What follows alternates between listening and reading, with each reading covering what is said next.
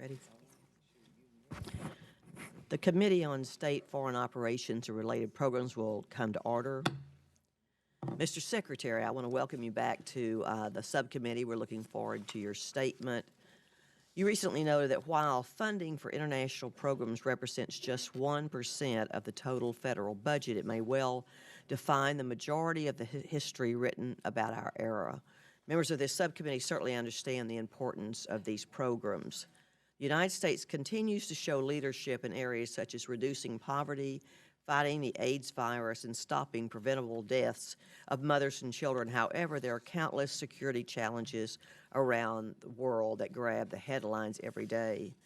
At the top of the list is the crisis in Syria and the surrounding region, which is being fueled by the Assad regime, ISIL, and other terrorist groups.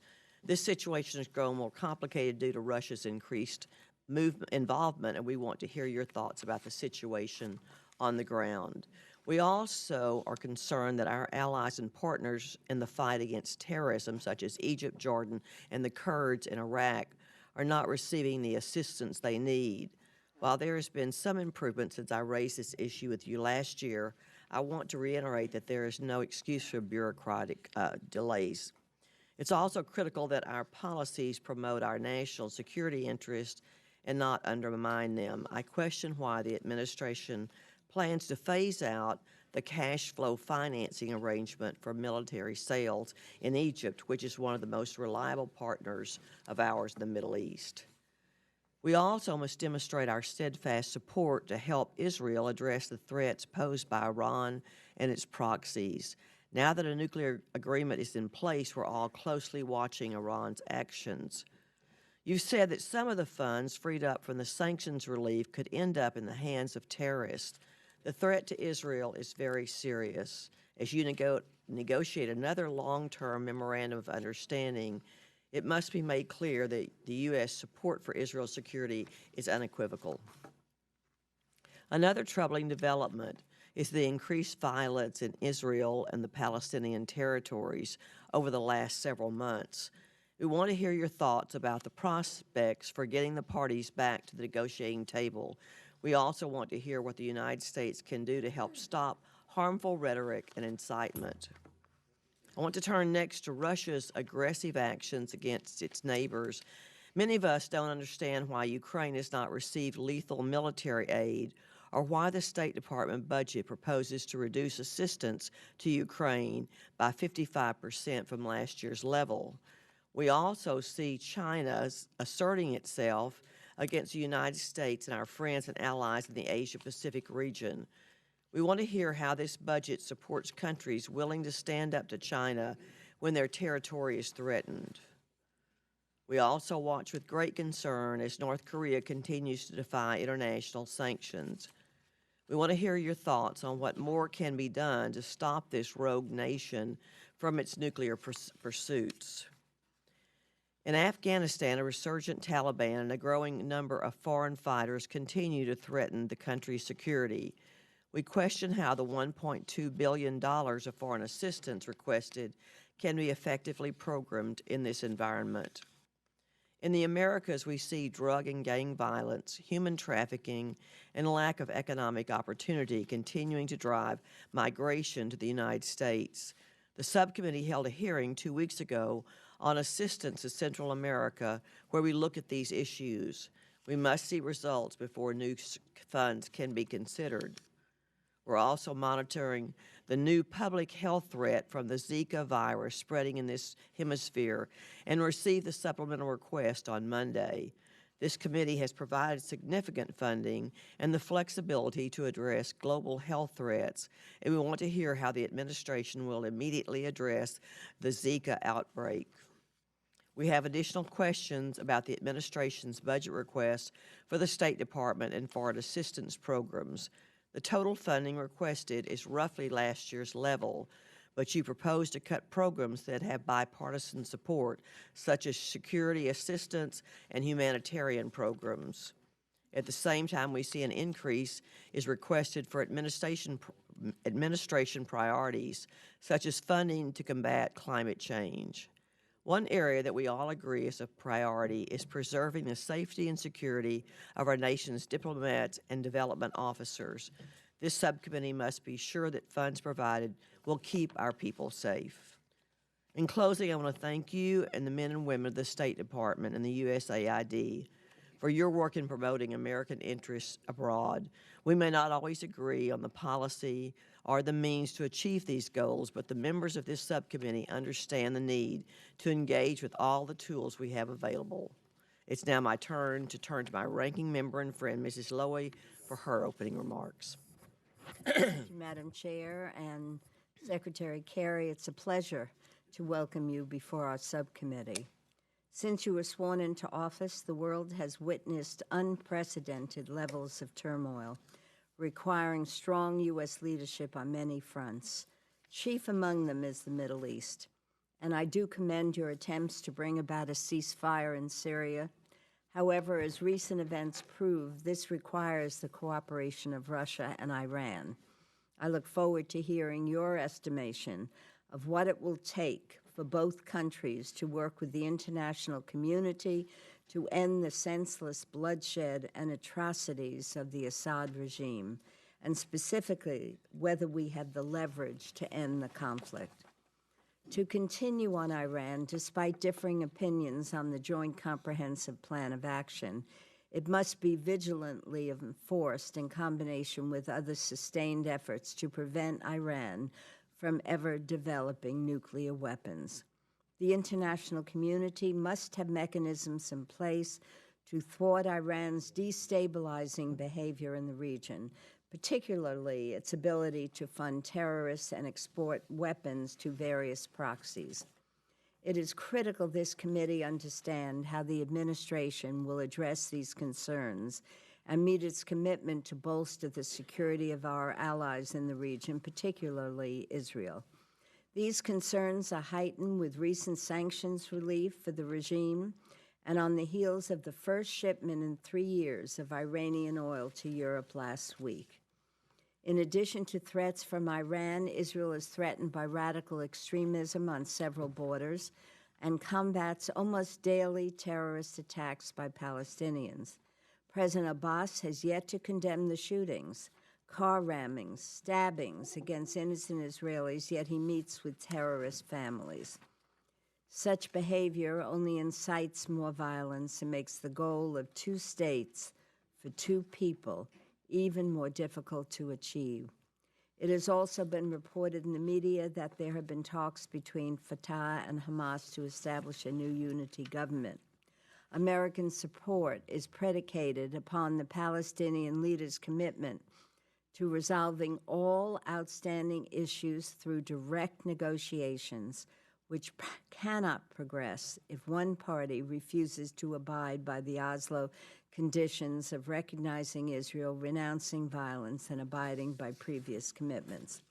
A unity government with an unreformed Hamas would be an unacceptable impediment to peace.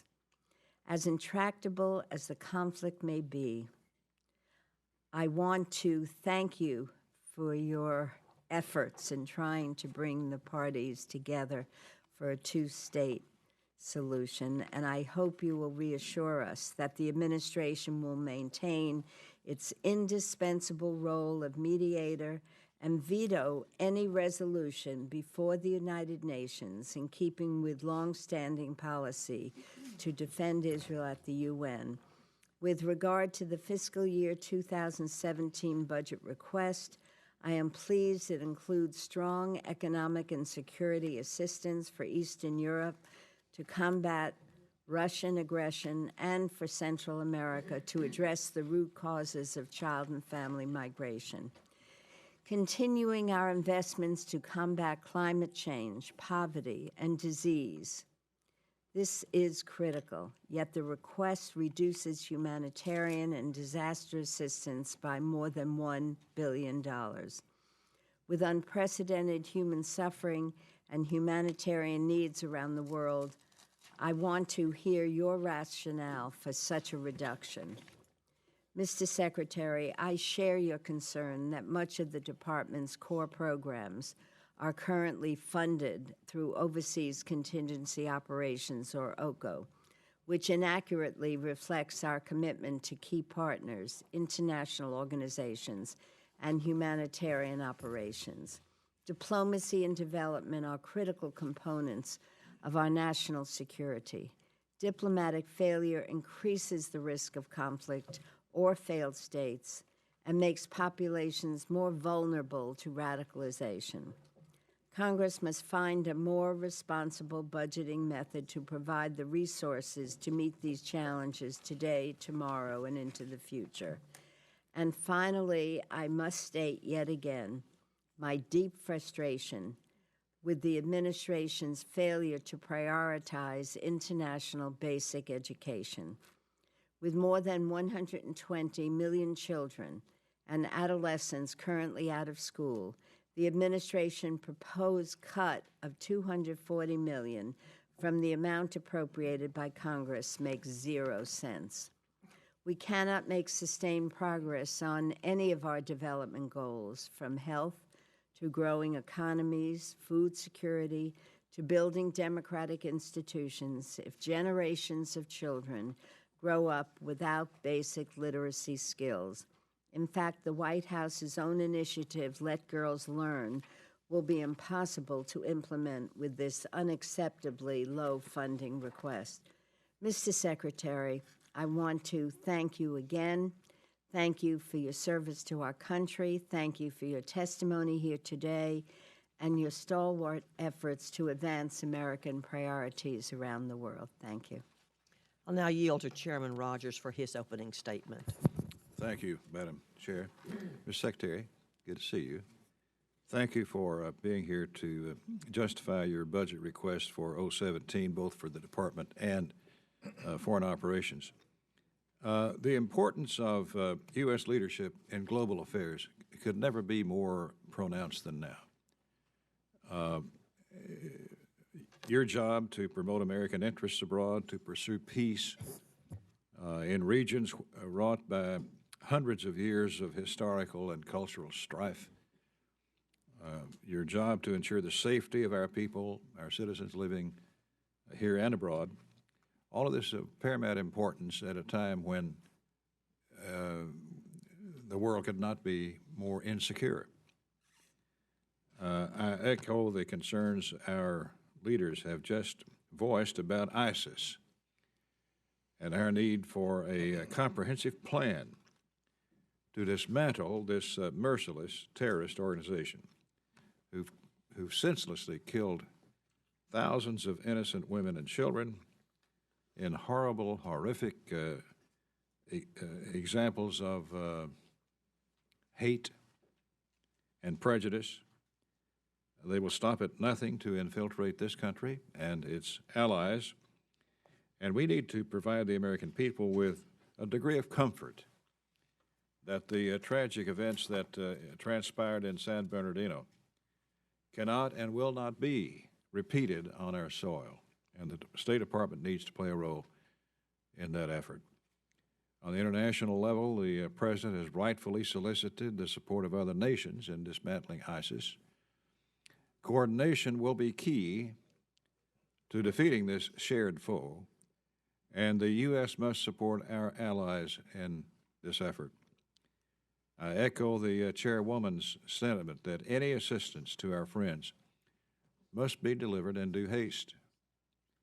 I fear that Russia are all too eager to fill a perceived vacuum in American leadership, and I hope you can address that concern here today, particularly as Russia continues to pursue aggressive maneuvers against its neighbors.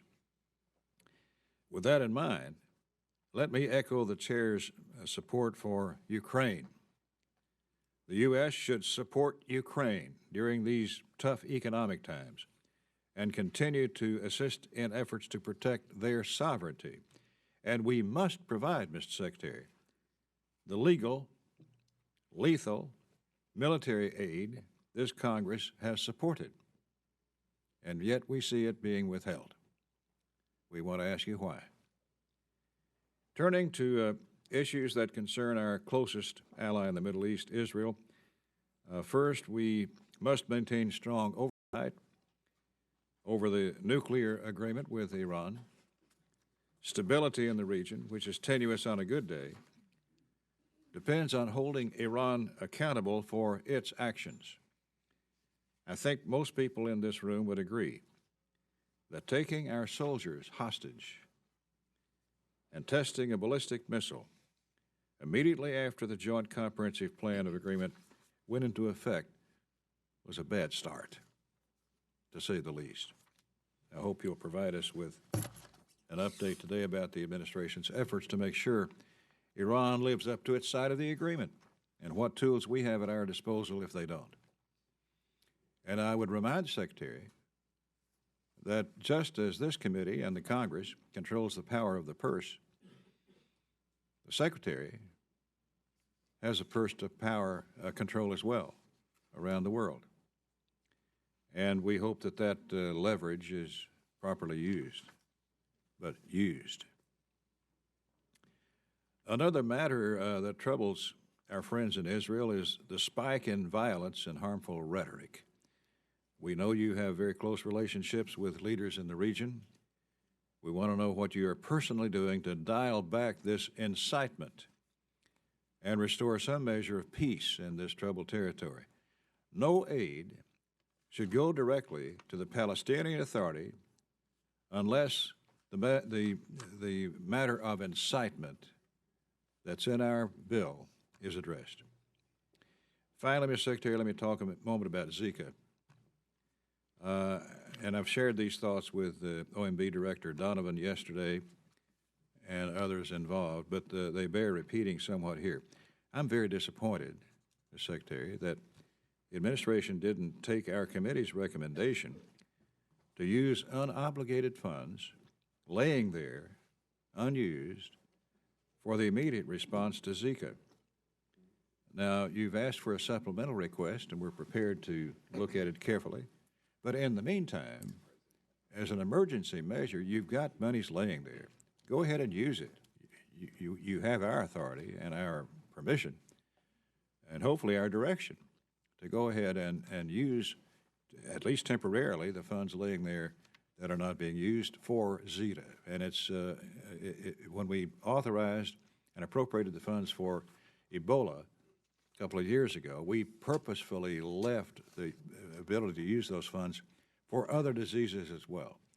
And so we got another disease, Zika. Let's go ahead and use the funds that you have.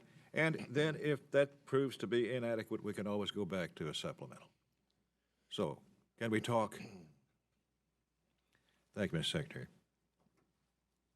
Secretary Kerry, please proceed with your opening remarks. There is a full panel of the members here today, and they have a lot of issues they'd like to discuss with you. So I would encourage you to summarize your remarks so we have time to address all of their questions. A yellow light on your timer will appear when you have 2 minutes left. Well, thank you, Madam Chairman, and Ranking Member Lowy, and Mr. Chairman Rogers of the full committee, all the members. Thank you very much. My apologies for being late. I had a phone call that came in that I had to take at the last minute, and I apologize for keeping any of you waiting. Look, I want to just start by saying we really appreciate your tremendous work with us last year on a bipartisan basis to approve a budget that really does reflect our core national security needs. And I really look forward. This is the last budget of the Obama administration, and I look forward to a collaborative effort again this year because, as the Chairwoman said and as Chairman Rogers said, we've got this vast array of challenges, unprecedented in terms of time. I must say I blanched a little when you said since you've been sworn in, there's been an unprecedented amount of turmoil. I hope that you weren't inferring that that was because I was sworn in. But obviously, we're facing challenges, needless to say. Let me just say that $50 billion is the total request when you add the OCO and the core elements and the AID. It's equal to about 1% of the federal budget. And it is frankly the minimum price of leadership at a time when America is diplomatically engaged more deeply than at any time, I think, in history, in more places at the same time. The scope of our engagement is absolutely essential in order to protect American interests, protect our communities, keep our citizens safe. We're confronted by perils that are as old as nationalist aggression and as new as cyber warfare, by dictators who run roughshod over global norms and some who change their constitutions at the last minute to stay in office beyond the requisite periods of time and cause violence by doing so, by violent extremists who combine modern media with medieval thinking to wage war on civilization itself. And despite the dangers, I believe deeply that we have many, many reasons for confidence as Americans. In recent years, our economy has added more jobs than the rest of the industrialized world combined. Our armed forces are second to none, and it's not even close. Our alliances in Europe and Asia are vigilant and strong and growing stronger with the passage of the TPP. And our citizens are unmatched in the generosity of their commitment to humanitarian causes and civil society. We are the largest donor in the world to the crisis of Syrian refugees, over $5.1 billion. We can be proud of that.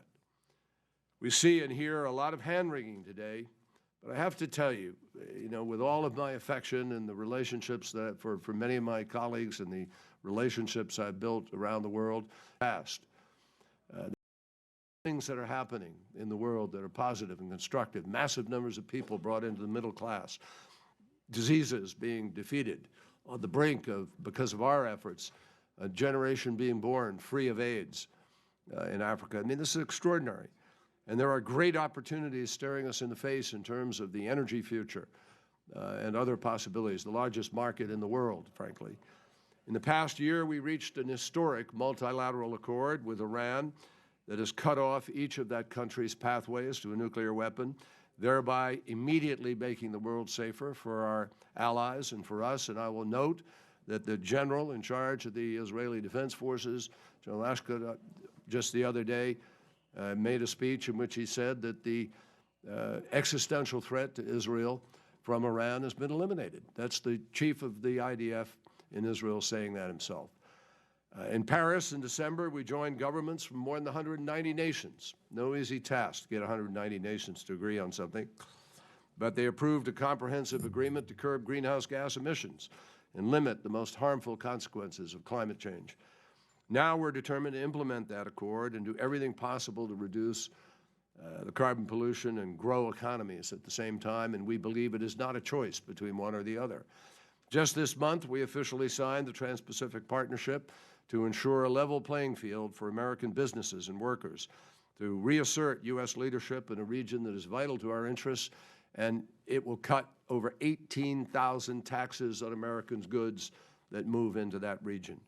We are asking Congress to approve that this year so we can begin to accrue its benefits as quickly as possible. In Europe, we are increasing support for our Security Reassurance Initiative. We are increasing it fourfold and giving Russia a clear choice between continued sanctions or meeting its obligations to a sovereign and democratic Ukraine. In our hemisphere, we're helping Colombia to end the globe's longest-running civil conflict, and we're aiding our partners in Central America to implement reforms and reduce pressures for illegal migration. In Asia, we're standing with our allies in opposition to threats posed by belligerent North Korea, and we're on the brink of achieving a strong United Nations Security Council resolution, which is now both in Beijing and Washington for approval. We are working with Afghanistan and Pakistan to counter violent extremism, deepening our strategic dialogue with India, supporting democratic gains in Sri Lanka and Burma, and encouraging the peaceful resolution of competing maritime claims in the South China Sea.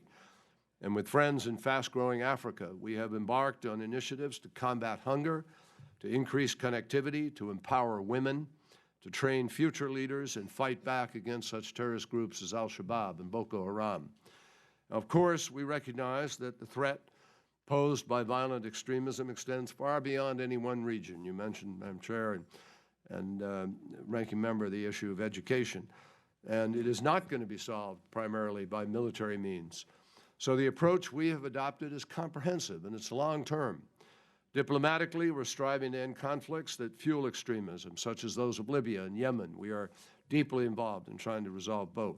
But we also work with partners more broadly to share intelligence, to tighten border security, improve governance, expand access to education, and promote job training. Talking with Foreign Minister Lavrov, and we have a team that will be meeting in the next day or so, the task force for the ceasefire, cessation of hostilities.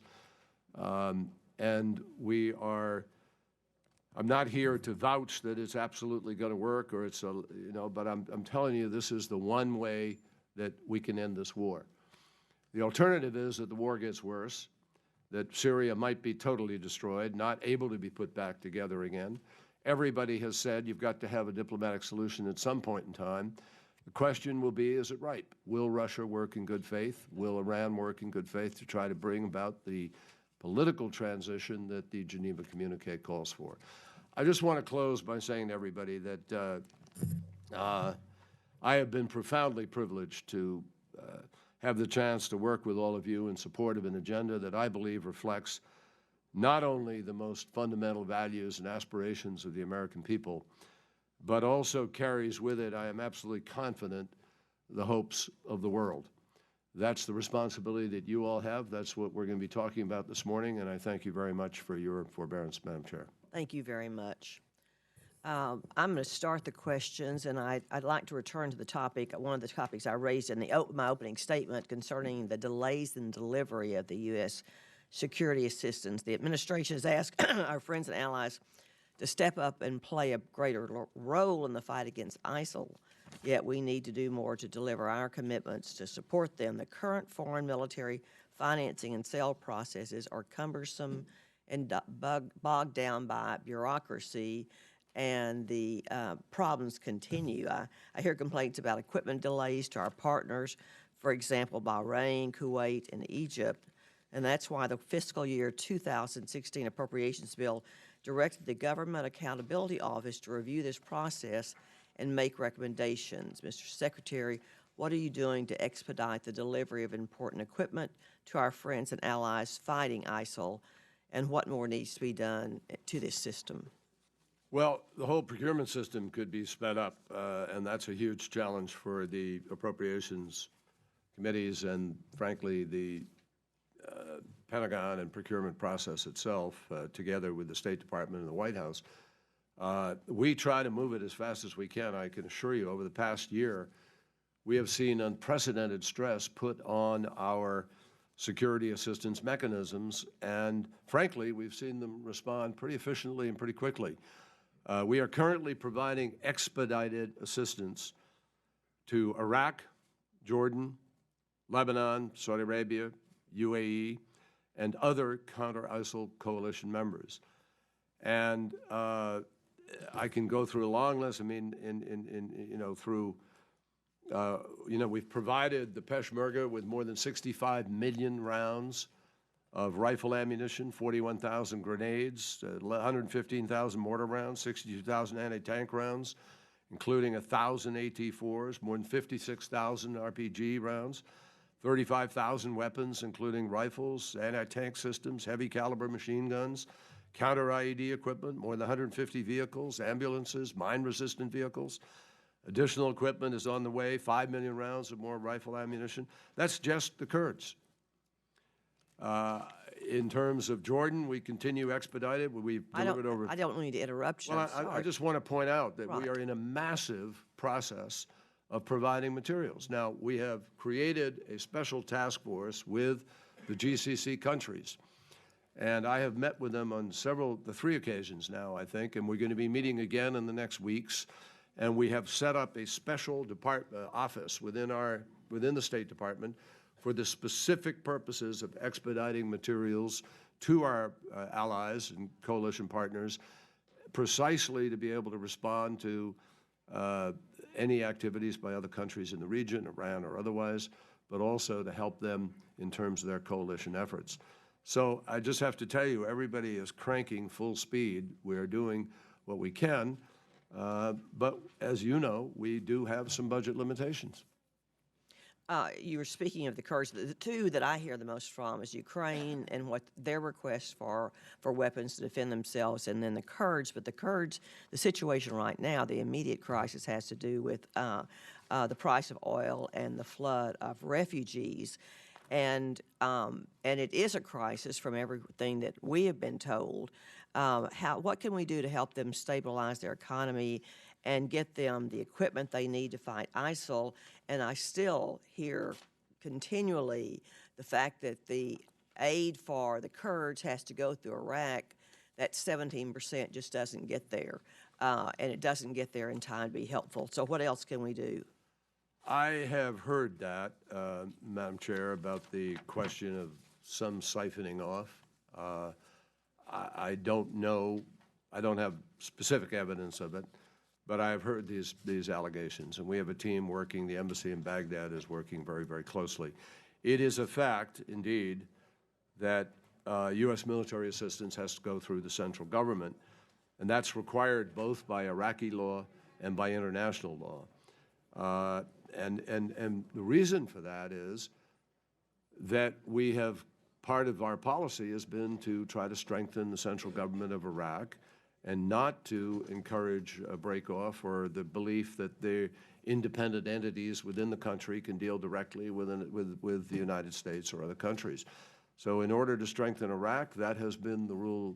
But I will tell you that massive amount of effort now is getting to the Kurds. And the Kurds, frankly, have been quite extraordinary in their efforts to help fight ISIL. They have. We need to say thank you to them. They've been, and we're training and working with them right now with respect to the preparations for Mosul, and that will continue.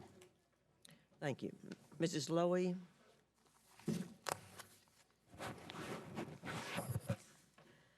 Thank you, Madam Chair, and welcome again. And with appreciation, we welcome you for all your hard work. Mr. Secretary, I know how hard you have been working and how many hours you spent on the Israel-Palestinian peace process, and I share your deep frustration that the two sides are not sitting down face to face. And just last week, the Palestinian Authority Foreign Minister Riyad al-Malki said, quote, "We'll never go back and sit again in a direct Israeli-Palestinian negotiation." And now, once again, we see the international community attempt to step in and impose a solution on the parties, with the French proposal that includes the stipulation that if the talks fail, it would result in full recognition of a Palestinian state. I won't repeat all the terms of Oslo. You know them inside and out. So few quick questions. I don't know how quick, but according to the time, what is our position on the French proposal? What are you doing to oppose such one-sided actions by international actors? If the Palestinians believe that the international community will pressure Israel for them, what incentive do the Palestinians have to negotiate with Israel and engage in compromise? And what is the administration doing to convince the PA that they cannot refuse direct face-to-face negotiations and disavow them of the notion that the international community will impose a Palestinian state on Israel? Do we have any influence with the PA leadership at this point? Well, I like to think some, but I think it's very difficult right now on all sides, to be honest with you. I think that, first of all, we do oppose unilateral efforts. But what's happening now is there's a multilateral movement that is growing that is concerned about any number of things. And I was just in Amman a couple of days ago. I met with President Abbas and encouraged him, obviously, to, first of all, make sure that the incitement is being addressed most directly, and we are working very directly with him with respect to any aspects of incitement.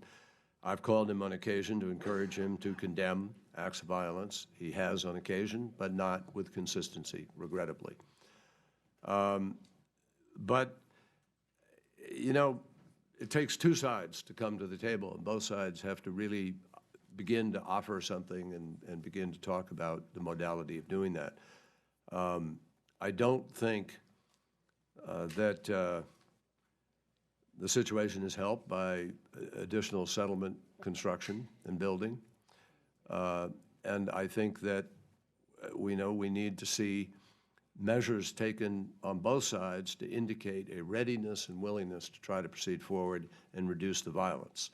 There is no question. I mean, the average Israeli is living with day-to-day threats on life that could come from anywhere, whether it's a scissors attack or a drive-by of somebody in an automobile.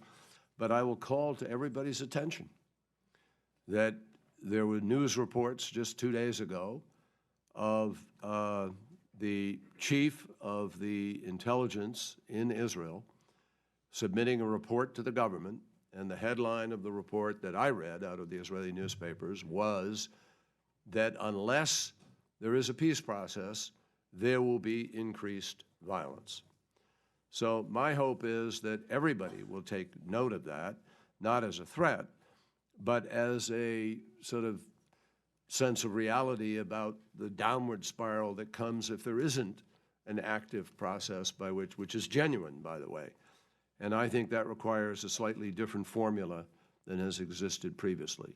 I believe Prime Minister Netanyahu is preparing some major initiatives with respect to economics and some changes on certain relationship components of the security relationship in the West Bank and other things.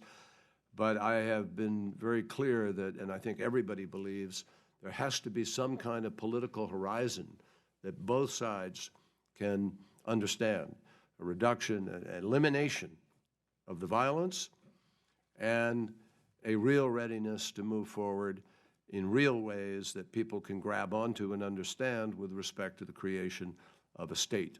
If that can happen, then I think it's possible to have progress. But, you know, it's not in our hands. Now, with respect to the French proposal, we're evaluating it. We don't have all the details. We're trying to get some details about exactly what it would seek to achieve and how and what the rules of the road would be. But I think it's a reflection of the frustration that the international community feels that what is happening in the region, without blame, without pointing fingers, without anything, just what is happening, contributes to the overall instability and turmoil that you referred to earlier. So that's why it's urgent, and that's why we remain committed to Israel, committed to Israel's security, committed also, however, to trying to move the process forward and bring the parties to the table. Let me just say, because my time is up, I appreciate your efforts, and I know how much time you spent on them. And I'm pleased to hear your commitment that the parties have to come to the table. As a result of Oslo, that's the only way that we can have 2 states for 2 people, and I want to express my appreciation, and I hope that means that you could not support a French proposal which would impose a solution on the parties through the United Nations. Yeah, I don't know what their proposal is, but we've never supported something that is unfair to Israel or out of balance or, you know, that's never been the policy of our country. Chairman Rogers. Ukraine.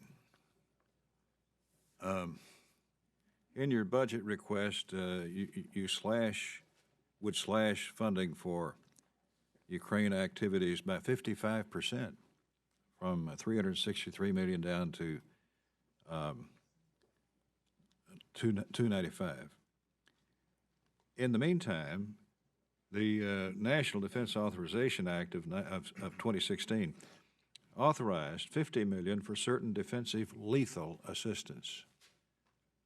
And so far, the only equipment that we have sent them has been non-lethal, and many people say that it's used and not very effective equipment at that. In the meantime, the government, the government that we support in Ukraine, is teetering. The Prime Minister just survived a no-confidence vote in Parliament. A lot of political turmoil, mainly due in part, I'm told, to the austerity reforms being implemented that have lowered standard of livings for the average Ukrainian. The IMF has not dispersed funds from its loan package since August. We can't get information out of the State Department. The budget request for 16 included $275 million for a $3 billion loan guarantee to the government of Ukraine. But the administration has not answered this subcommittee's questions about when it will be finalized. Can you help us? Yeah, I don't know what, I mean, I can't speak to the lack of an answer as to when it would be finalized, but let me just speak to the Perhaps overall someone in the situation. room that's with your staff could help us with that. As to when it's going to be finalized, that's, I don't think the loan guarantee is currently under negotiation.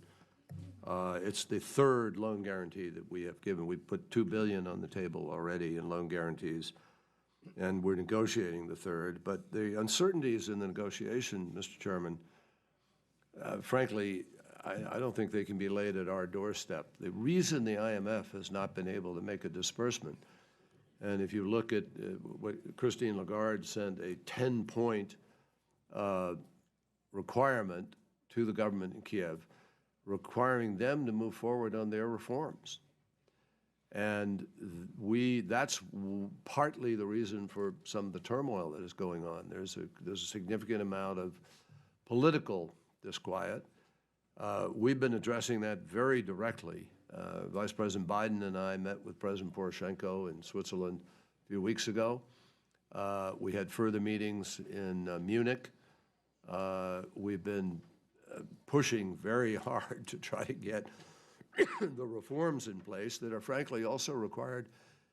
Some of the steps that are required are as part of the Minsk process. So we're pushing on it. But the request of USAID assistance is $294.8 million, which is actually an increase of $103.4 million over the 2015 amount. You're right, it's less than 2016, but it's more than 2015, and it's calibrated to what can be absorbed and put to good use in the context of where they are. But they have probably a $20 billion gap overall. And I don't think that, you know, what we're looking at is a situation where we need to have a massive, a significant reform effort, passage of laws. The Rada has to grab the bull by the horns here. President Poroshenko has to push these reforms through. And then there's a chance that this money will, in fact, reach the right people and do the right things. Well, I hope I'm wrong in this, but I perceive that we're not doing all we need to do in Ukraine. And if that's so, it makes me wonder whether or not we are taking that position as a quid pro quo for Russia's assistance to us in Syria. Is that a possible angle here? No, I think, look, we're very involved. We've had a series of conversations. President Obama raises the issue of Ukraine with President Putin in every conversation that he's had. And I met with President Putin a few months ago. We talked significantly about Ukraine. We talked about it when we met at the UN last September. This has been a constant effort to try to move that process forward. Now, it is principally negotiated in the Normandy format between the French, Germans, and the Russians, and we weigh in and we're involved in advisory fashion in that regard. So it's not appropriate for us to suddenly, you know, try to link the two, and I think it'd be a mistake to do so. But Mr. Chairman, let me just say to you, I am ready to defend anywhere the amount of work that our department has done. Victoria Newland and our team, Jeff Pyatt, our ambassador, is superb and has done an extraordinary job working day to day to help move things forward. We actually were there, present for days, helping the Rada to be able to get the votes to pass some of the things that needed to be passed. So we are deeply, involved in ways that remain appropriate and sufficiently respecting the independence and sovereignty of the country, but we're pushing them and pushing them. We've elevated the fight against corruption. We're pushing the reform of the criminal justice system. We are enhancing their energy security by getting them to rely less on Russia. We've been strengthening their civil society. We've been working on their very, frankly, corrupt and difficult health system in order to transition it to a more effective model. We've taken huge defense reforms to modernize their military and security services. I mean, we are deeply involved in helping them, with other countries, I might add, to develop the capacity of governance necessary for the task that they face. And it is difficult. It is difficult ferreting out some of the levels of corruption that existed there previously. That's part of the challenge for President Poroshenko. That's part of the challenge that was put to him very directly by the IMF.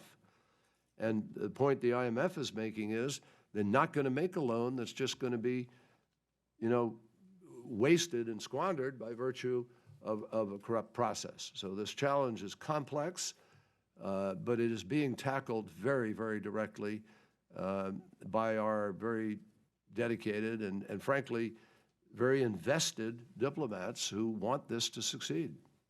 Mr. Secretary, thank you for your service to your country. Thank you. Thank you. Ms. Lee. Thank you, and thank you, Madam Chair, and our ranking member for this important hearing. And also, I want to thank Secretary Kerry. I want to thank you for being here today. And as we considered the President's last budget of his tenure, I want to just take a moment of personal privilege to thank you for your phenomenal work as our Secretary of State. It's really been a pleasure to work with you on so many issues, HIV and AIDS, Cuba, Iran. And I think your leadership has really demonstrated the fact that our international affairs budget really is a reflection of our values and ideals as a country. And you have really put that forward to the entire world. So Well, thank you very much. Thank you. On Cuba, I was delighted to attend the reopening of the Cuban embassy in Havana with you. As you know, and this committee knows, I've been a strong advocate for ending the 50 years of failed policy with Cuba. And I'm also pleased to co-chair our bipartisan Cuba working group here in the House.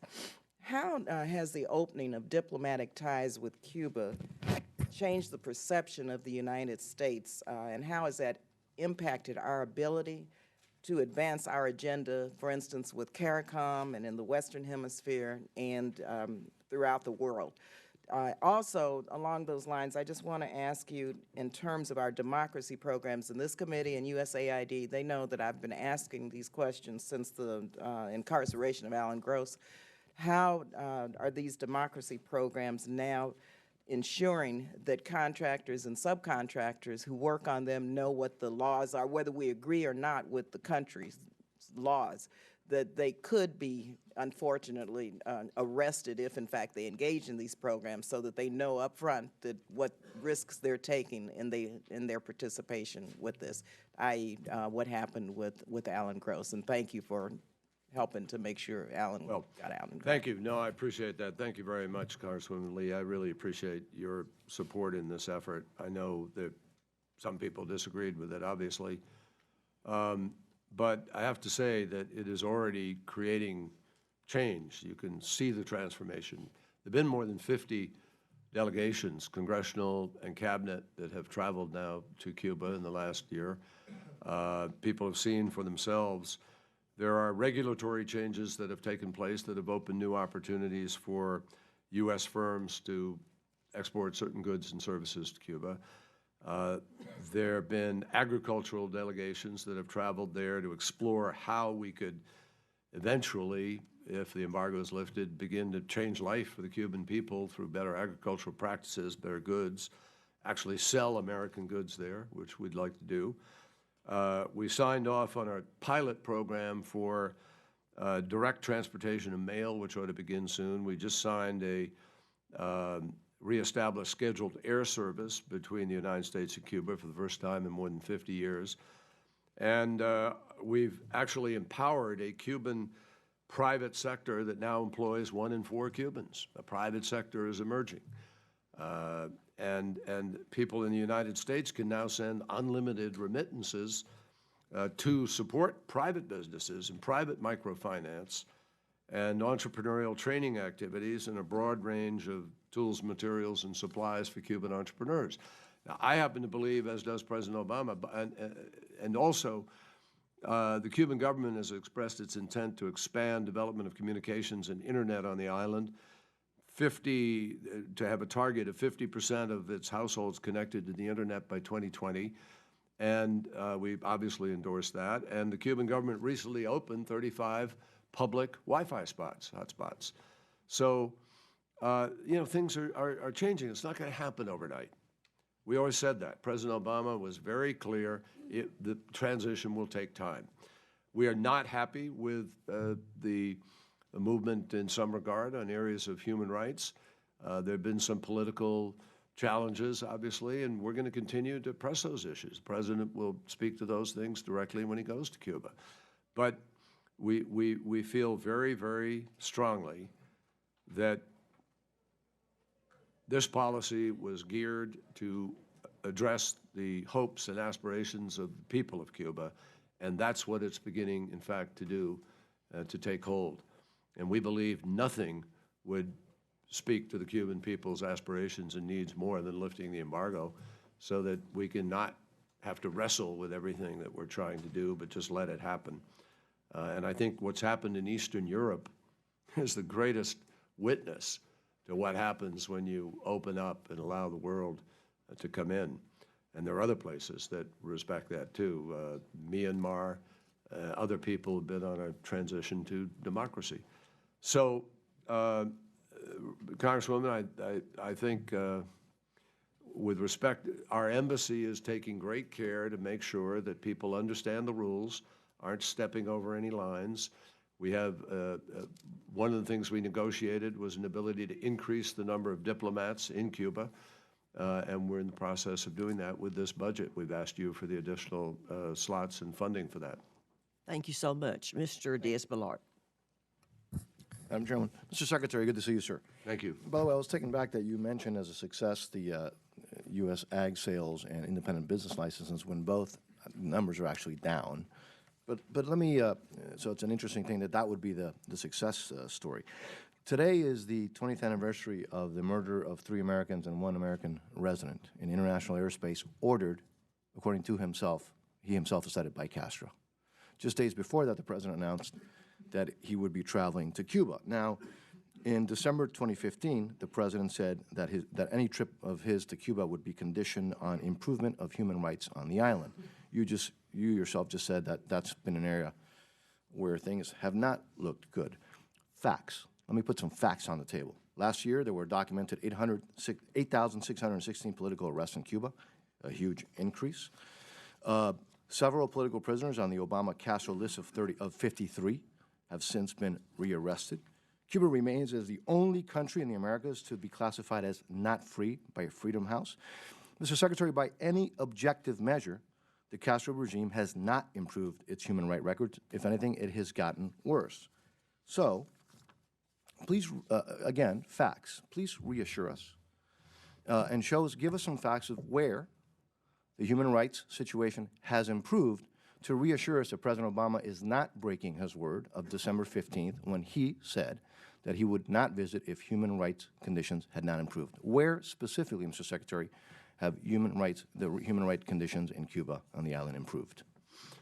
Well, the agreement required a large number of people to be released, as you know, it was about 50. 53, and a number of them, Mr. Secretary, have been rearrested. Correct, and we believe they will be released as is appropriate, and that signifies some listening, some movement. The fact that 50 of them were released. And rearrested. And yes, we were disappointed that 4, I think it was 4 or 5, we've registered that. We're very disappointed. Where specifically have human rights conditions improved? But the president and we always said it's not, that component is not going to change as rapidly as other components, but it's changing. And you have to look at other countries that have gone through and are going through these kinds of transitions. I mean, we deal with China. China's probably our biggest, I think holds the most debt of the United States, one of the largest traders with the United States. and we disagree with China on human rights. Mr. Secretary, I hate that time is less than 10. Where specifically have human rights improved? I would like you to reassure us the President is not breaking his word when in December in 2015, he said he would not go unless human rights conditions improved. I just want you to reassure me. Please give me some facts. They have improved in the sense that 53 prisoners who were in jail for political reasons were released. And I believe these others will be released. And I think that'll be, and the President is going to engage in this human rights discussion. I'm engaging in this discussion. We just met with the finance minister of Cuba the other day. I talked to my colleague on a regular basis about this. I may be going down there before the President to have this discussion to some degree. So we're continuing to push on it. But I don't hear any facts here, Mr. Secretary. You mentioned, for example, as a success ags, but we know that the facts show that ag sales are down. Again, you keep mentioning, which I appreciate, that there were 53 released.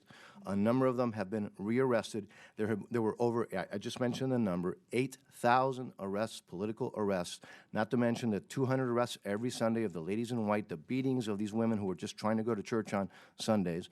So I'm just trying to see. I don't want to be argumentative. I'm just trying to see if you can give us some facts. I gave you facts. So you're telling me that with 8,000 arrests, and people are engaged. 1 in 4 people in the country are now engaged in the private sector. and the licenses are down. The licenses are down.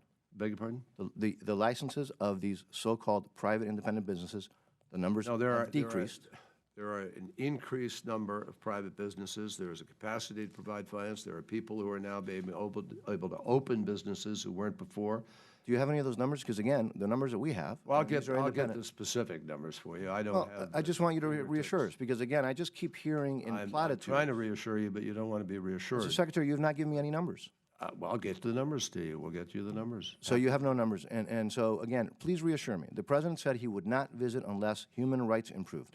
You're mentioning 53 political prisoners, out of which a number of them have been rearrested, when there have been over 8,000 arrests. In anybody's math, fuzzy math or not, that's not a pretty good ratio when you have 8,000 arrests, 53 supposedly released, and a number of them have been rearrested. That's not, again, please, if you could get back to us, reassure us that the President is not breaking this red line when he said he would not visit until there was a substantial improvement in human rights, sir. I'm happy to not yet to see the it. details on it, Congressman. Our time is up. Thank you, Mr. Secretary. Appreciate it. Thank you. Before I call on Mr. Ruppersberger, between Christmas and New Year's, I traveled to Costa Rica because I kept reading the stories of the Cubans that were going through Ecuador, from Cuba, Ecuador to Costa Rica. And so I went to see them and to ask them why they were leaving. And the answer that I got personally was that there had been such a clampdown in Cuba since the deal was made with the United States that they felt like the only time they could leave was now. That was my experience. And I'm going back. Mr. Ruppersberger, please. Yeah, sure. Well, first, Mr. Secretary, thank you for being here. And I believe right now that this is one of the most dangerous periods for the United States throughout the world, whether China-Russia threat, terrorism threat, Iran, all of these different issues.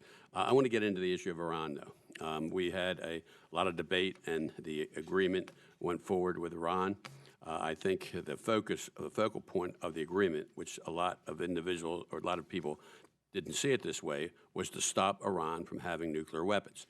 It would have changed the Middle East, the makeup of the Middle East, and it could have been very dangerous. And as we know, Israel is one of our most important and closest allies, and their security is very important to us, and we stand behind them.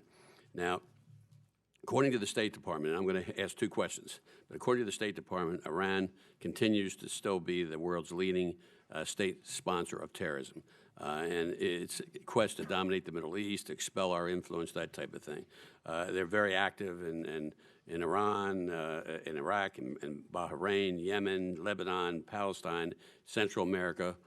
Quds Force is very active in a lot of these areas.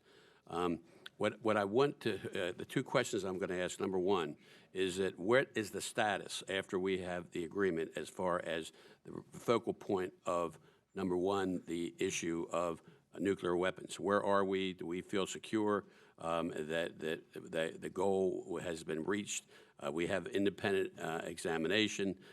We want to make sure those examinations and continue to move forward. And the second issue is the issue of exporting terrorism. can you talk about other sanctions? I think it's important that we understand that the United States still has, through the United Nations, we have a lot of sanctions on Iran as we speak now, as it relates to their exporting of terrorism. And I think it's important that you discuss those, what they are, and an example, if Hezbollah, Iran transfers money to Hezbollah for the benefit of Hezbollah, would U.S. immediately sanction the bank that did that, those type of issues? So those are the two issues: status of the agreement, where we are now, and secondly, what we're doing as far as Iran exporting terrorism and the sanctions that exist there. Okay. Well, Congressman, Iran is compliant with the requirements of the JCPOA to date. There have been a couple of issues of interpretation of one thing or another that we have worked through in the mechanism that we set up to work it through, and it's been resolved. And they have taken some 19,000 centrifuges and reduced them to 5,060. They've taken their 12,000 kilograms of stockpile and reduced it to the requisite 300 kilograms that cannot be enriched above 3.67%. They've taken the calandria, which is the core of the plutonium reactor, which was being built, not yet commissioned. They've taken it out and destroyed it, filled it with concrete. IAEA inspected, dried concrete, it's destroyed, cannot be used again. They have ceased all fissionable enrichment process at Fort Dow, stored the appropriate centrifuges in the appropriate places, allowed the inspections to take place. And so, in effect, they've moved the heavy water out, and it's on the market for sale. They've moved their enriched uranium out. The ship is now in Russia. Russians took that, where the highly enriched uranium. So every aspect of what we laid out as a requirement has been, in fact, carried out, which is why implementation day took place appropriately with the IAEA signing off on it. Now, we will continue, obviously, and this was the whole purpose of the agreement, is what we promised the Congress and the American people and the world. There will be an ongoing process of extremely intrusive but agreed upon verification of the continued compliance with this agreement. And our intel community and energy department, which is responsible for our own nuclear weapons, have assured us that they believe they are capable of knowing exactly what is going on and the compliance is taking place. Now, with respect to Iran's other activities, we purposefully left in place the regimens for other sanctions. So sanctions for support of terror, for instance, sanctions for missile tests, sanctions for arms embargo, all of those are existent, sanctions for human rights. And we continue to monitor those. In fact, on January 17th, we designated some 3 entities and I think 8 individuals, 7 or 8 individuals, for violations with respect to the missile launch that had taken place previously. So we've put Iran on notice that those compliance measures will in fact be utilized, and we will continue to observe. Now, the Iranians have, we've intercepted, in fact, one Dow ship, a boat, large boat, that was taking arms, we believe, to Yemen. And we also turned away a convoy very close to the period when we were completing the agreement, and that convoy turned back because we singled it out and said this would be a violation. So it wasn't violated because it went back and they never did, in fact, send the arms. But the effort was attempted. So that shows you how acutely we are watching it and how we've been able to actually have an impact. Thank you. Mr. Dent. Thank you, Madam Chair. Good morning, Mr. Secretary. Morning. I'm not expecting an answer to this question, but maybe one of your folks after the meeting could help me with this. It has to do with Colombian truck scrappage, believe it or not. American truck manufacturers, including some up in my district, recently welcomed the news that Colombia may be eliminating its one-for-one truck scrapping requirement, which requires an old truck to be scrapped for every new truck purchased.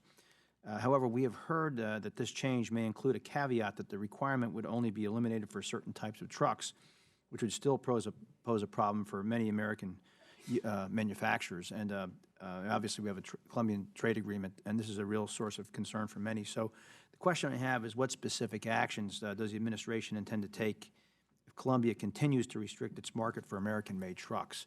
So I'm not expecting you to have an answer at this moment, but I would like somebody to at least be able to get back to me, unless you do have an answer. No, Congressman, your expectation is going to be met. I don't. But I promise you we'll get back to you very quickly. And the second question deals with Syria. As this committee considers the administration's request for funding to aid in the fight against ISIS, I have to ask, what do you see as our end game in this region, as it appears now that the Russians have successfully shored up the Assad regime and simultaneously increased their own clout in the Middle East? We've also seen Hezbollah and Iranian fighters increasingly engaged in that conflict as well on the side of Damascus. Meanwhile, Turkey appears to be using the conflict as an excuse to wage war against the Kurds, many of whom are actively fighting against ISIS. And you know the whole drill there. And of course, the Turks are more interested in taking down Assad, it seems, at the moment than fighting ISIS. Very complicated, convoluted situation. And, you know, I guess the issue for me is, what is our end game in Syria diplomatically? And just as importantly, is there a viable Sunni political infrastructure in Syria that is not radical and that could actually govern in the event we ever reached an agreement? Well, the answer to your last question is yes. There are Sunni who are extremely capable and moderate and very qualified business people, very capable potential contributors to a resolution.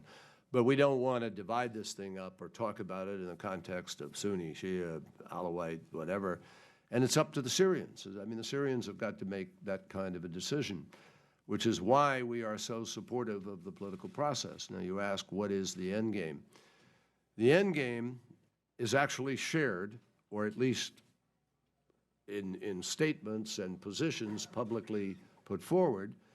The end game is stated by Iran, by Russia, by the United States, by the European community, by the Arab countries. All share the notion of a Syria that is united, whole, stable, peaceful, protecting all minorities, in which you have the ability of the Syrian people through an election to choose their leadership, free of coercion and of interference, and free of foreign fighters and free of Daesh and so forth. Now, how do you get there? And by the way, the Iranians and the Russians have signed on to that in the context of UN Security Council Resolution 2254, and they have also issued 2 communiques in the context of the Vienna meetings, where they have embraced exactly what I just described, a whole unified Syria in which the Syrian people decide the future. Now, Russia has long supported Assad. This is not a surprise to anybody that Russia is supporting Assad. Russia also has a very specific interest in preventing terrorists from coming back to Russian soil. There are probably more than 2,000, not probably, there are more than 2,000 Chechens fighting in Syria as part of the radical extremist elements. And Russia doesn't want them coming back and fighting them. So part of the Russian strategy was to shore up Assad, who they feared might have been about to fall to Daesh and to Nusra. So their concerns were that this would be greatly destabilizing them. Now, they have other ulterior geographic, geostrategic, and other interests, and we understand that. But while Russia has succeeded in shoring up Assad, that doesn't end the process for Russia, because Russia's there and on the ground, and holding territory is hard. And if you have a persistent and continued insurgency against that government, and you will if there is no peace, that's a problem for Russia. So in the long run, Russia has an interest, we think, in trying to work towards a legitimate political transition that can provide stability and a change in Syria. Without Assad, a transition without Assad? We believe it cannot happen except without Assad. And the reason is that if you have barrel-bombed your people and gassed your people and tortured your people and starved your people, it is very hard to envision how you can take 12 million people who've been displaced, driven out of the country, and with over 400,000 killed, and have that guy sit there and say, oh, okay, everything's fine, let's go status quo ante. It's not going to happen. And Turkey, Qatar, and Saudi, and others, and the opposition have made it very clear war will not end if Assad stays. So Russia has to confront that. Iran has to confront that. And they have signed on, at least, to a structure that begins to confront that. The reality will be the test in the next few weeks and months. Are they really supporting a genuine process of transition? And we will know very quickly whether that's for real or not. But if you really want to end the war, there's no way, it seems to me, to be able to ultimately do that without some kind of negotiated outcome. And it's going to require some compromise. So we're going to have to plow ahead. I'm not vouching for the fact that this ceasefire will absolutely work and take place, but it's the one way to get to the discussion of the future of Assad and the possibility of a political transition. And since Iran and Russia have signed on to the idea of this political transition expressed in the Geneva Communique of 2012, we have to put that to the test. And President Obama is deeply committed to exhausting the diplomatic possibilities before we have to confront, if we have to, whatever Plan B might have to be. Thank you. Ms. Wasserman-Schultz. Thank you, Madam Chair. Mr. Secretary, it's good to see you. You know, I want to first just recognize that next month marks the 9th year of anguish for Robert Levinson's family. And as heartwarming as it was to see our American citizens come home from Iran earlier this year, we still have had no progress on locating his whereabouts or moving towards being able to help bring him home and end his family's pain and return him to his home in South Florida. And so I appreciate your efforts, the efforts of President Obama and the administration, but would just underscore how important it is to continue to press Iran for their assertion, which has no credibility whatsoever, that they have absolutely no idea where he is or anything to do with his disappearance. And sticking with Iran, obviously following the Iran agreement, which I supported, the most important step we have to take now is to make sure that we have a strong MOU, new MOU with Israel that I know we're in the midst of negotiating. And I had an opportunity to speak with Ambassador Shapiro at the end of last week, and we had a good conversation. But could you update us on where we are? And I know you can't go into excruciating detail here in this setting, but could you update us on the progress that we've made on finalizing that MOU with Israel? Because obviously making sure that we can maintain their security and continue to make sure that with the tumult that continues to occur all around them, that they have the ability to keep their national security interests strong and protect their people. And particularly my concern is that with the language that I am told is being included, that Congress be able to maintain our ability to continue to increase the support that is essential for Israel to keep her people safe. Mr. Secretary, before you begin, we've got until 12 o'clock, and I want to make sure we get around to all the members. Absolutely. I'll try to be really quick. All right. Just very quickly on Robert Levinson, let me just make it clear. There is a process. And in fact, we wrote into the agreement that saw the folks come back the other day a very specific inclusion of an ongoing dialogue and process on Bob Levinson. I met with the family just recently. I know they were disappointed. I understand that. I'm very sympathetic to that. And how can you not be when you see people come back and you're wondering what happened after all these years? But as I told them, and we have said publicly, we just have not had a proof of life since the last one. I think it was 2007. Am I correct? 2007 or 8 or somewhere in there. That 2010, excuse me, and that was the last time. And I am pursuing personally the obvious questions that flow from the moment of that last proof. What happened? And I've raised this very directly with my counterpart. We are trying to see if we can trace that back and work on that. So there is a process in place, and we are determined, and President Obama will not rest easy until we have exhausted every possibility, and we're going to try and get him back if that can be done. With respect to the MOU, we are negotiating. We've had a 10-year MOU. It doesn't expire until 2018, but we'd like to get it done. You, Hall, and the United States have given $3.1 billion a year for 10 years. There will be more, there is no doubt, because of the needs and because of the increased security process. We've done a very strong evaluation of what it is. We are taking into account all of the QME issues for Israel.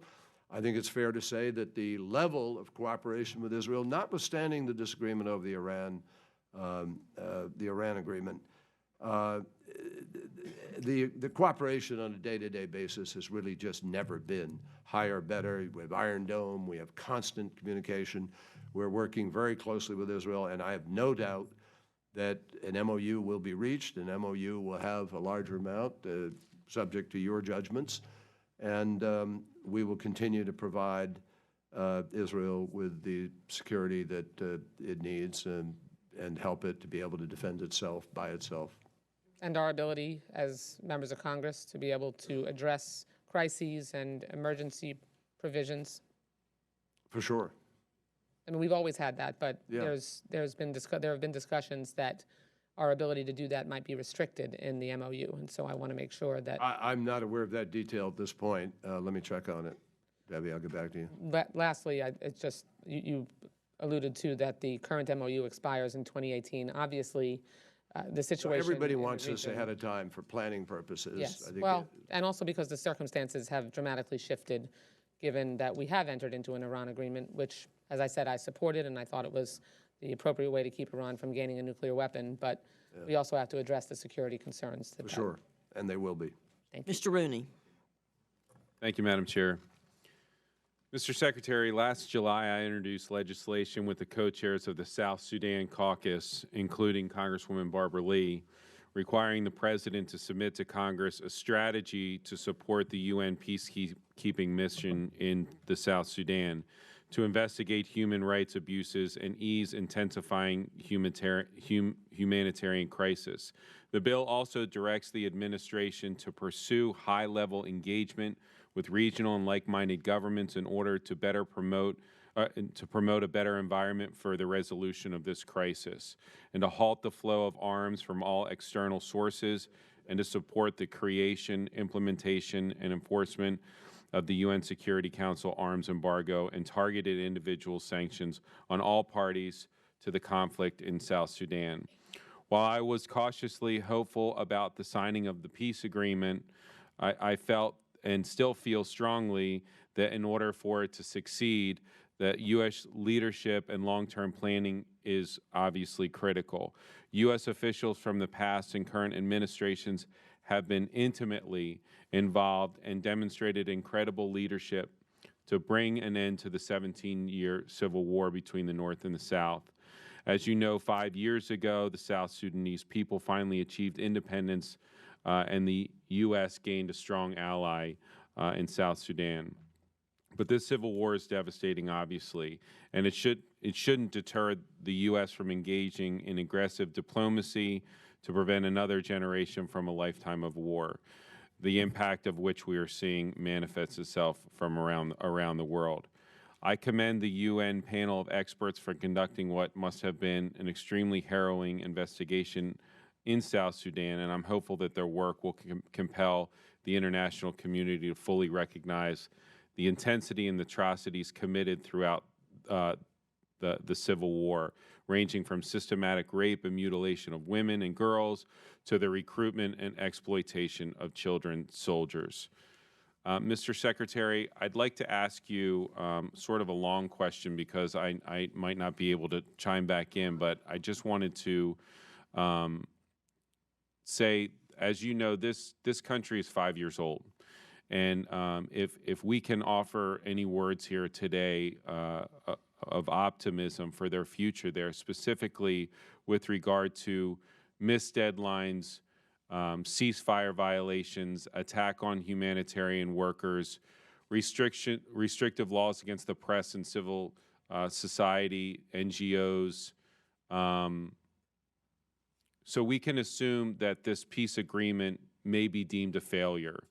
What does the U.S. have in plans to facilitate the immediate coordination of African leaders, the EU, and other UNSC members to impose targeted sanctions on individuals who've committed violations of international humanitarian and human rights laws, and to enact an arms embargo so that we can try to save the ceasefire, the peace agreement, and the future of the South Sudan? Well, Congressman, first of all, let me thank you for your focus on this. It's really important, and I really appreciate the detail and depth of your concern about this. The United States is the largest donor in the world since this conflict began to the challenge of Sudan, South Sudan, $1.5 billion.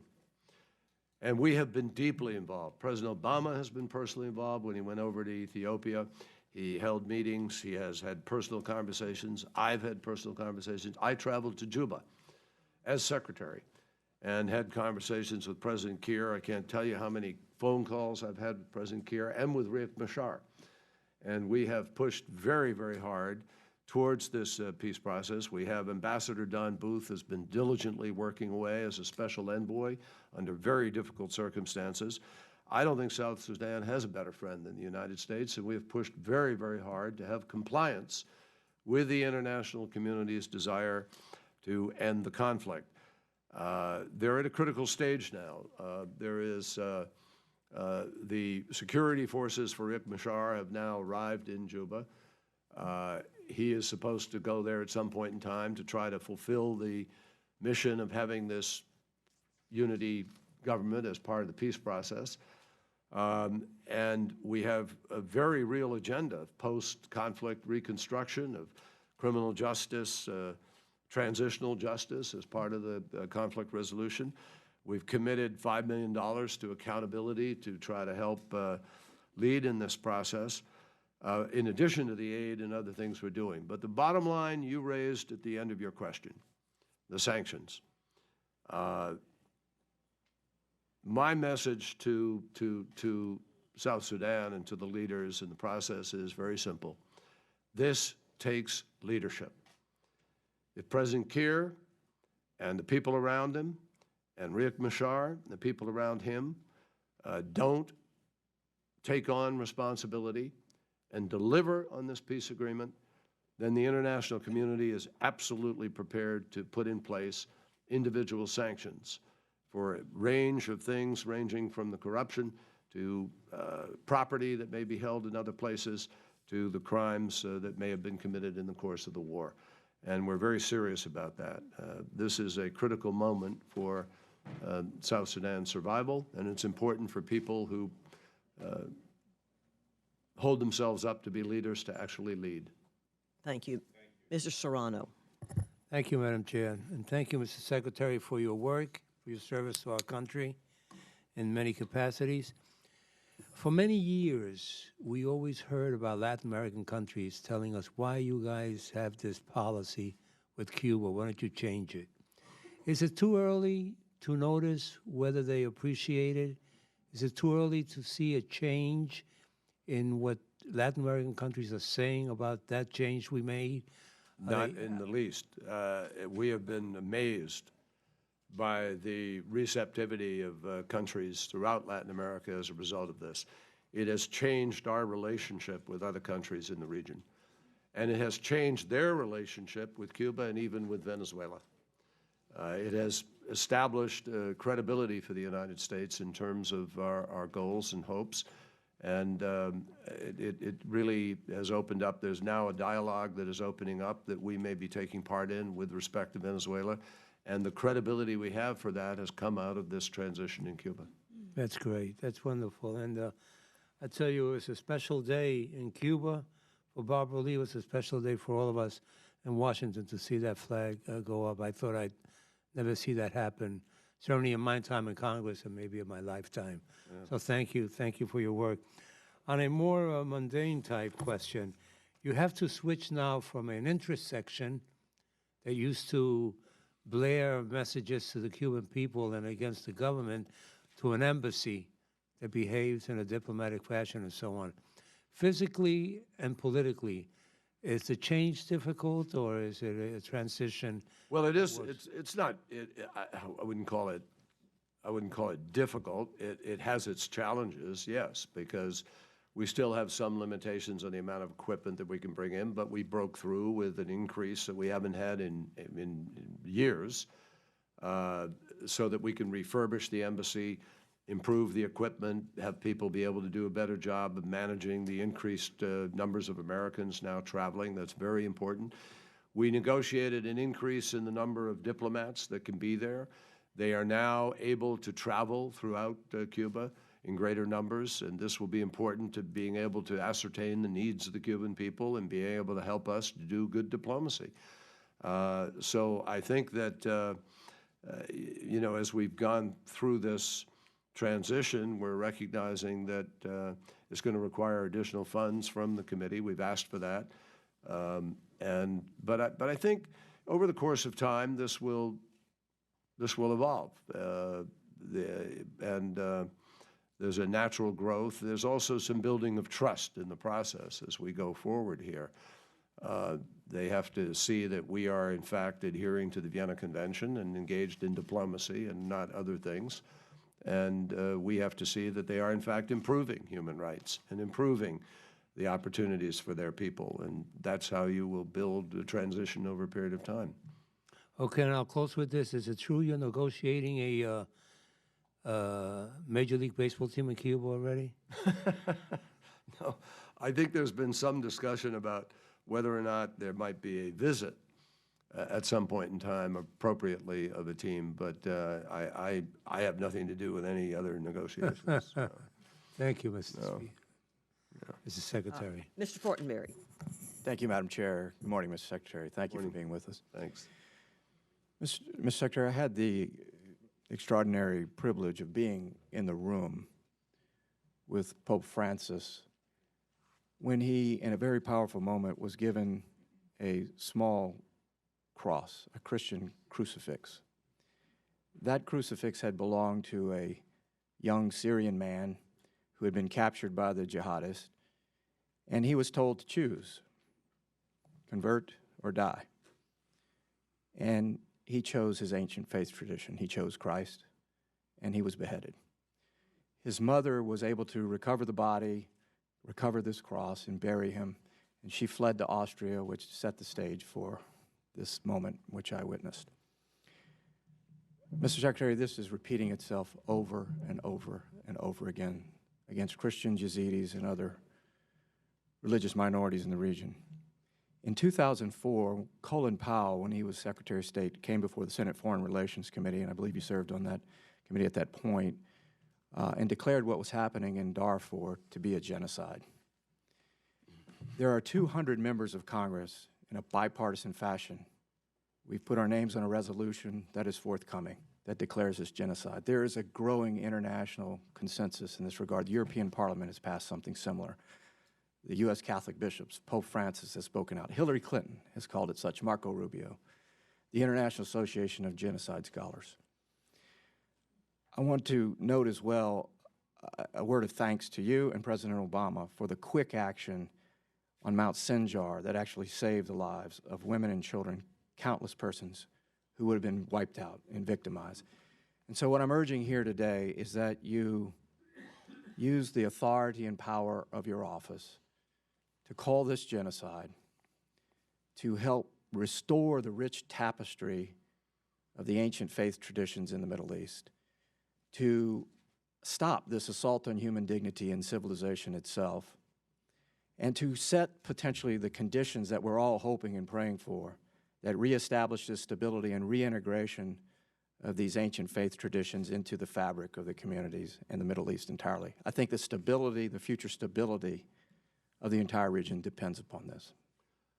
Well, again, Congressman, thank you for a very moving and eloquent description of the problem, and I appreciate you were lucky to be in that room to witness that, and certainly appreciate your reactions to it, and I share just a huge sense of revulsion over these acts, obviously. None of us have ever seen anything like it in our lifetimes, though obviously if you go back to the Holocaust, the world has seen it. We are currently doing what I have to do, which is review very carefully the legal standards and precedents for whatever judgment is made. I can tell you we are doing that. I've had some initial recommendations made to me. I've asked for some further evaluation, and I will make a decision on this, and I will make a decision on it as soon as I have that additional evaluation, and we will proceed forward from there. But I understand how compelling it is. Christians have been moved in many parts now of the Middle East, I might add. This is not just in Syria, but in other places there has been a increased forced evacuation and displacement, which is equally disturbing, though it's not, you know, they aren't killing them in that case, but it's a removal and a cleansing ethnically and religiously, which is deeply disturbing. So we are very much focused on this, and as I say, I will make a judgment soon. They've taken the conditions for life as well as life away from Christians, Yazidis, and religious minorities. And I bring up the declaration by former Secretary of State Colin Powell to demonstrate the power that the declaration actually has, because in doing so, he helped put a stop to that grim reality there in Darfur. I know you share deep sympathies in this regard. I just urge you, I plead with you, partner with us. There is a growing consensus that this is not only true and real, but I think, again, it sets the condition for whatever future settlement we have to have. Thank you, Mr. Secretary. Thank you. Appreciate it. Mr. Stewart. Thank you, Madam Chair. And Mr. Secretary, thank you for your service. And I have to say, I'm just a little old congressman, and I really mean that. I don't have the background that you do, but we view the world in a very different way. If men are from Mars and women are from Venus, we got kind of a whole Mars, Venus, Pluto thing going on here. And let me give you a couple examples, if I could. You said in your opening statement that you believe our alliance with Europe is strong and getting stronger. As a member of a Congress, especially as a member of Intel Committee, I have a chance to travel and talk with world leaders. And this is what I hear again and again. Where is the United States? We don't know if we can trust you. We don't know if you're going to stand by alliances that have been in place for generations in some cases. We don't know if you're going to stand up to your adversaries. And evidence of that isn't something that I see. It's not anecdotal. It's not something that I've read in newspapers. It's my own personal experience. Another example, if I could, you said that you were confident that we would defeat, you said Daesh, but most of us refer to ISIS or ISIL. I just don't believe this administration has a plan or the will to defeat them, and I'm certainly not alone in that concern. And with that being said, that we come from this from a different view, there's so many questions I would like to ask you. It's a target-rich environment. I'd like to ask one quickly and then turn to Syria. Your own State Department has told us that the former secretary has kept something more than 1,600 classified emails on an unsecured server, of which your State Department classified 29 at least as top secret. And recognizing that the definition of top secret is that their exposure would potentially cause exceptionally grave damage to national security. Top secret is not a trifling thing. And so I wanted to read these emails. I wanted to know what was in them and what had potentially been exposed. And I'm curious, Mr. Secretary, have you read these emails that were classified as top secret that were kept on the former secretary's private server? So let me answer the questions there that I think are relevant to the budget and the policy. On DASH, yes, we have a plan. Let me be clear Well, Mr. about Secretary, I wasn't asking that question. I know that we Well, just view that. you did ask a question. You said you don't think that we have a plan, and I want to make it clear we have a plan. Okay. Well, And we're going to defeat, let me just finish now. You well, asked- actually, Mr. Secretary, this is my time, and I didn't ask that question. Well, I thought it was your time to ask a question. Well, and my question was, have you read the Secretary Clinton's emails that were on her server that have been classified as top secret? No, I have not. It's not my job to do that. It's being Well- thoroughly vetted through another process, and I think you know that. Well, like me, though, it's not necessarily my job to vet that, but I was curious what was on those emails and what would be classified as top secret, so I went ahead and read them. I would encourage you to, sir, because I think that there's information on there that, as a secretary in your position, that you would want to know, I would think, what had potentially been exposed. If I could, in the last 2 We have minutes. appropriate people who are managing that through appropriate channels, and I think you know that. Well, I certainly Congressman, do. And I don't think it's appropriate to be characterizing something that the world can't read, which is being taken care of with more than 50 investigations by 8 or 9 committees. Honestly. But Mr. Secretary, So let's not fool around here. Let's Mr. talk Secretary, about the serious I didn't issues. characterize those. It was your own department that No, you characterized those. you just characterized them without, you said, I read them, and I think it's important for people to have a sense of whatever. That's a characterization. Well, the characterization of being top secret is not something that I characterize. Right, and things get classified after the fact, and it happens in the Senate and the House. You folks send things on your BlackBerries, and you send them sometimes from a foreign country. But having and read are they these classified? emails, I can assure you that this isn't a case of being overclassified. Having read them, I know that. So let's come back to DASH, because that's really important to the American people. And DASH, we have taken back, the Iraqis have taken back 40% of the territory that they held in Iraq. We've liberated Tikrit, they have liberated Tikrit, they've liberated Ramadi. They're now moving on Heat. They're going to be doing that in Mosul. We've cut off the main road between Raqqa and Mosul. The secondary roads are being cut off. There have been more than 10,000 airstrikes. People have been eliminated from the battlefield. We're eliminating their money. They've cut their money to their fighters by 50%, in some cases eliminated it. We're taking away their source of revenue. There is and President Obama made it clear at the very beginning, this was not going to happen overnight. It's going to take time. Well, now, there are a lot of people in that part of the world who are happy to fight to the last American. And the fact is that we are trying to do this without having the last American on the ground, but rather getting forces there, training them, working them. We have special forces on the ground. Americans are in Syria. Americans are on the ground in Iraq. We are helping them to help themselves. And I think most Americans believe that's a pretty good way to get it done. Well, I've heard the hand-wringing, and I referred to the hand-wringing in the beginning of my comments. I hear it. But we are making a difference. We've reassured Europe. We're going up to a $3.4 billion. We have redeployed troops. We rotate troops through the forward frontline countries. And frankly, we do more than any other country in the world. Well, of course we do more than any other country. We are the United States, and my time is up, so I'll just conclude with this. There's no question we've made some progress with there. I wouldn't say that that isn't true.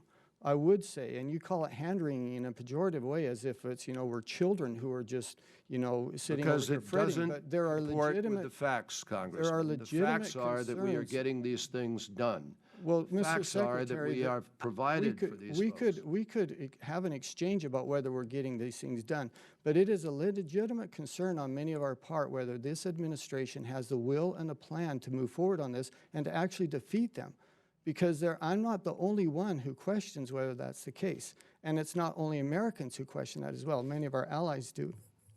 Madam Chairman, I apologize for going over. I yield Thank back. you. We have Can I just say, Madam we have Madam one Chairman, last question from Ms. Lowy and from me. Ms. Lowy.